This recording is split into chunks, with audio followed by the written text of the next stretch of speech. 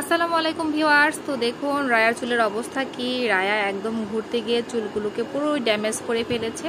তো যাই হোক, আমরা কিন্তু ব্যস্ততার মাঝেও এখন রায়ার চুলে অল্প পরিমাণ যত্ন নেব। তো সেই যত্নটা হচ্ছে রায়ার চুলে হচ্ছে অতিরিক্ত পরিমাণে খুশকি হয়ে গিয়েছে। তো সেই খুশকিটা এখন আমরা এই তেল দিয়ে নিয়েছি। এই তেলটা হচ্ছে সবসময় যে ব্যবহার করাই রায়াকে, সেই তেলটাই এই তেলটা ব্যবহার করিয়েছি। কারণ একটু একটু চুল পড়ার সমস্যাও বেড়ে গিয়েছে। কারণ আপনি যখন কোথাও যাবেন, দেখা যাবে যে আপনার পানির চেঞ্জ হলেও চুল পড়ার সমস্যাটা বেড়ে যায়। তো এখন হচ্ছে আমি ওর চুলে দেখেন কিভাবে হচ্ছে তেলটা দিয়ে নিয়েছি। একদম চুলের গোড়া থেকে চুলের অগ্রভাগ পর্যন্ত তেল দিয়ে নিয়েছি। একইভাবে রাদুয়াকেও তেল দিয়ে নিব, তারপর হচ্ছে শ্যাম্পু করিয়ে দেব। তো এই চুল আমি যখন তেল দিয়েছি তখন সবসময় দেখায় যে আপনাদেরকে হাতের সাহায্যে এভাবে জটটা ছাড়িয়ে নিই। তো জটটা ছাড়িয়ে নেওয়ার সময় দেখা গিয়েছে যে তার চুলের অগ্রভাগে কিন্তু এখনও অনেক পরিমাণ জট রয়ে গিয়েছে। এই যে এগুলো আস্তে আস্তে ছাড়িয়ে নেব। তো এখানে কিন্তু দেখুন এই যে এইটুকু পর্যন্ত কোনো জট নেই। তারপরে যে জটটা রয়েছে সেই জটটা এখন আস্তে আস্তে প্রথমে হাত দিয়ে ছাড়িয়ে নিব, তারপর চিরুনি দিয়ে সেটা আস্তে আস্তে করে ছাড়িয়ে নিব। তো দেখুন যে আমার কিন্তু জট ছাড়ানো হয়ে গিয়েছে। এই যে রায়ার চুলটা এই যে একদম পুরো জট ছাড়ানো আছে। একদম স্মুথলি চিরুনিটা নেমে যায়, এই যে পুরো অগ্রভাগ পর্যন্ত একদম সুন্দর স্মুথলি নেমে যাচ্ছে।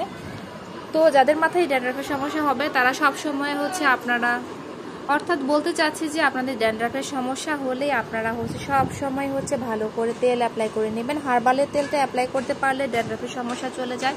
এছাড়া অলিভ অয়েল অ্যাপ্লাই করে গরম পানির ভাপ নিলেও আপনার ড্যান্ড্রাফের সমস্যা চলে যায়।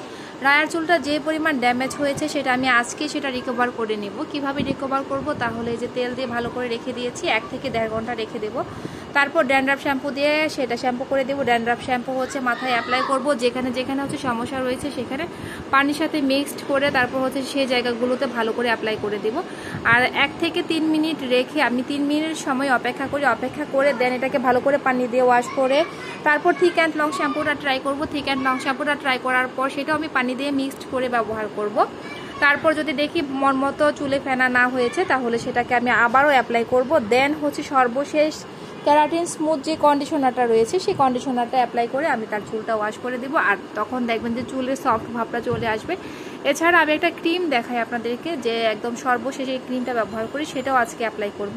কারণ অতিরিক্ত জার্নির কারণে এসিতে থাকার কারণে চুলটা একটু রাফ হয়ে গিয়েছে। সেই রাফ ভাবটা হচ্ছে আপনার কমানোর জন্য আমি এই থেরাপিগুলো অ্যাপ্লাই করে থাকবো। একইভাবে রাদুয়াকেও অ্যাপ্লাই করব তেল দিয়ে, তারপর হচ্ছে শ্যাম্পু করিয়ে দিব।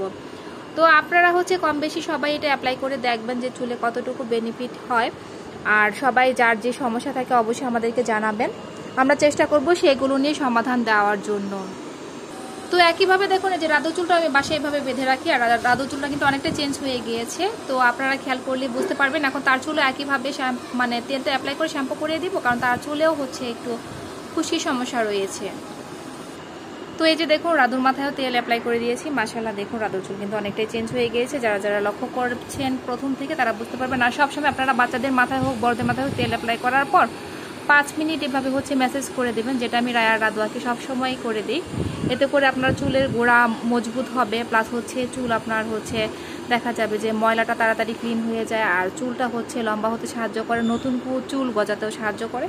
তো দেখুন জট ছাড়ানোর পর হচ্ছে রায়ার চুল থেকে এই পরিমাণ চুলটা হচ্ছে আমি দেখেন চিরুনিতে লেগে আছে আর কি জট ছাড়ানোর পরের অবস্থা। তো এই হচ্ছে আমি আজকে তাদের চুলের ট্রিটমেন্ট দিচ্ছি। তো রাদুয়ার চুলও একইভাবে হচ্ছে রায়াপুর মতো যেটা যেটা বলেছিলাম শ্যাম্পু ইউজ করব সেটা করব। আর রাদুয়ার চুলে কিন্তু দেখুন এতে জট নেই, এই যে একদম ওপর থেকে চুলের অগ্রভাগ পর্যন্ত স্মুথলি চিরুনিটা নেমে যাচ্ছে।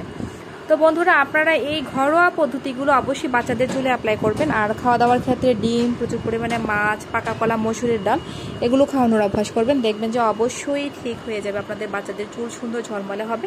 তারপরও যদি একান্ত কারো কোনো কিছু জানার থাকে, ব্যক্তিগতভাবে দেখা গেল কোনো কিছু জানতে চাচ্ছেন, তাহলে অবশ্যই আপনারা হোয়াটসঅ্যাপে নক করবেন, আমি হোয়াটসঅ্যাপে আপনাদেরকে ডিটেলস বলে দেবো। তো আজ এ পর্যন্তই আপনাদের সাথে। আর শ্যাম্পুর ব্যাপারটা অবশ্যই আপনারা কি করবেন যে আগের প্রিভিয়াস ভিডিওগুলো আছে সেগুলোতে একটু কষ্ট করে দেখে নেবেন আমরা কিভাবে শ্যাম্পু করাই। তারপরও যদি কারো কোনো সমস্যা থাকে অবশ্যই জানাবেন, আমরা চেষ্টা করব শ্যাম্পু করানোর ভিডিও নতুনভাবে তৈরি করে আপনাদেরকে দেখানোর জন্য। তো আবারও ভিডিওর শেষ মুহূর্তে দেখিয়ে দিচ্ছি যে এই তেলটা অ্যাপ্লাই করেছিলাম। আর এটা হচ্ছে রায়া রাদু। অনেকের মনে সন্দেহ থাকতে পারে যে আসলে রায়া রাদুয়া কিনা। তো বাবারা বাই বাই বলে দাও, চেহারাটা দেখা। আবার দেখা হবে নেক্সট কোনো ভিডিওতে আপনাদের সাথে। আবার দেখা হবে নেক্সট কোনো ভিডিওতে আপনাদের সাথে। বাই।